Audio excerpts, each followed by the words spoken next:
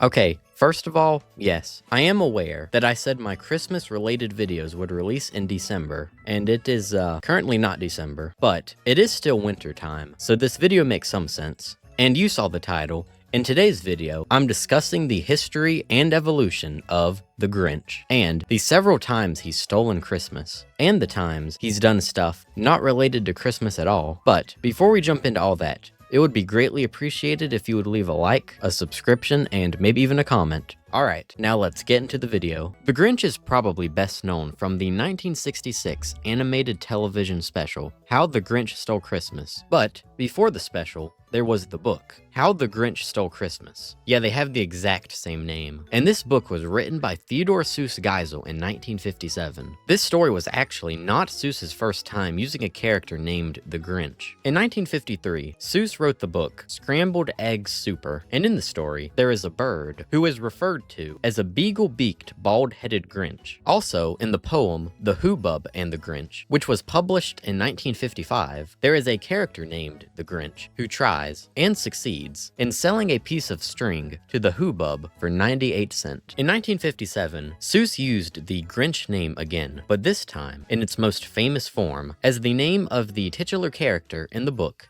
How the Grinch Stole Christmas. Seuss's inspiration for the book's main character was actually himself. On the morning after Christmas in 1956, Seuss stated that he looked in the mirror and noted a very Grinch-ish countenance in the mirror. He also said that something had gone wrong with Christmas, I realized, or more likely with me, so I wrote a story about my sour friend, the Grinch, to see if I could rediscover something that obviously I'd lost. And I'm sure you're familiar with the story. The Grinch lives in the mountain above Whoville and despises the Who's Christmas celebrations each year, so he's finally had enough and decides to steal the Who's stuff so they can't celebrate. But by the end of the story, the Grinch has a change of heart and returns all of their stuff. The story released on October 12th, 1957, and was an immediate success. In 1964, Seuss was approached by legendary animator Chuck Jones to turn the story of the Grinch into an animated television special. Seuss had always been a bit wary of giving his permission for others to use his characters and ideas from his stories. But Jones was someone that he had worked with previously on some animated shorts during World War II, so they had a good relationship, and after a bit, Seuss eventually agreed. The Grinch's design in the animated special was going to be pretty similar to the book, except for one little detail, the color of the Grinch. You see,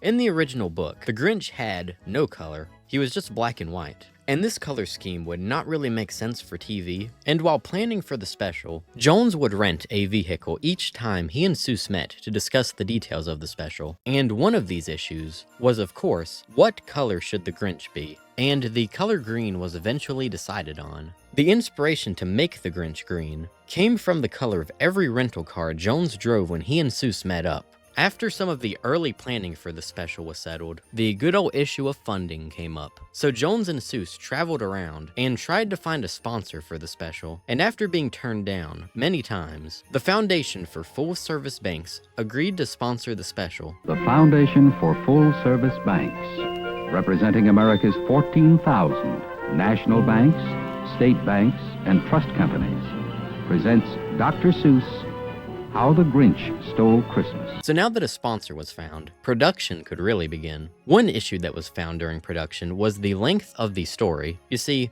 in the original book, the story was over in about 10 minutes, and the special needed to be 24 minutes. So to stretch the length of the special, Max the dog was given a lot more screen time, and some songs were added, most notably the song, You're a Mean One, Mr. Grinch. You're a mean one, Mr. Grinch. In the special, the Grinch and narrator were both voiced by Boris Karloff, and Thurl Ravenscroft sang the song, You're a Mean One, Mr. Grinch. But at the time, there was a bit of a mix-up, and Ravenscroft went uncredited for the role, but that was eventually all fixed. The special's budget was also, super high. It had a budget of $315,000, and adjusting for inflation, that comes up to about $3 million.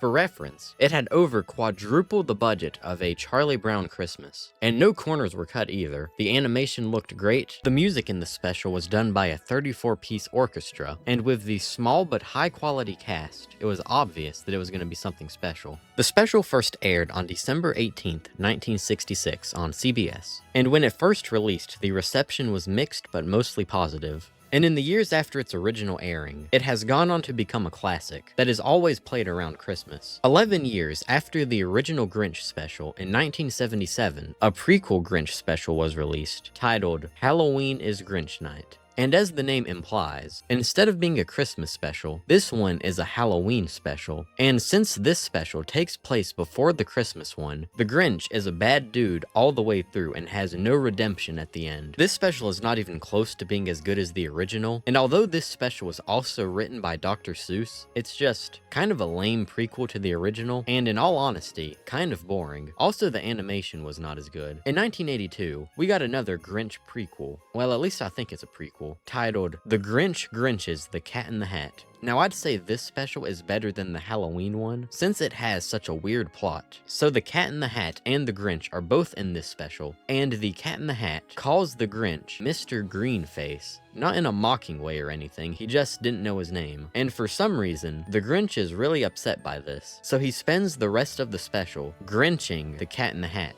which I guess is a synonym for harasses. Just like the previous specials, this one was also written by Seuss, and also, like only the previous one, it's nowhere near as good as the original, but both Halloween Is Grinch Night and The Grinch Grinches the Cat in the Hat won Emmys, so they did something right. In November of 2000, a live-action adaptation of How the Grinch Stole Christmas was released, and this was the first major production around one of Seuss's properties after his death in 1991. So his wife, Audrey Geisel, took over the role of overseeing adaptations of Seuss's properties, and before she even sold the rights to anyone, she had several stipulations, like $5 million up front and 4% of the box office revenue, stuff like that. Another stipulation was the actor for the Grinch had to look similar to Jim Carrey, and Jim Carrey himself eventually got the role, where he had this very elaborate makeup put on him, and Carrey compared the makeup to being buried alive, and it was such a pain to wear that an expert on enduring torture had to be brought in to train Carrey on enduring the makeup. That sounds pretty terrible. The film, when released, made $345 million at the box office, and reception was mixed. It's kind of like one of those movies you either love or hate. And with its budget of $123 million, it was a pretty decent success. In 2018, the next, and most recent, Grinch adaptation was released by Illumination, with Benedict Cumberbatch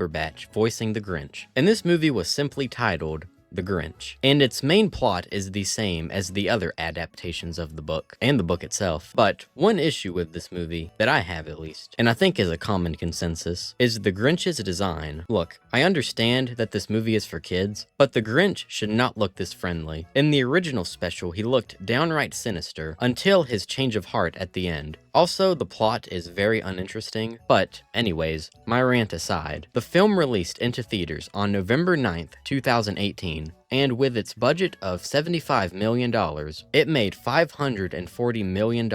And that was the Grinch's last official appearance in a film. And best I can tell, there are no announcements for any future adaptations, but there will probably be another one eventually. So, that'll be it for this video, but if you did enjoy this video, a subscription, a like, and maybe even a comment would be greatly appreciated. And with that, I'll see you next time. Goodbye.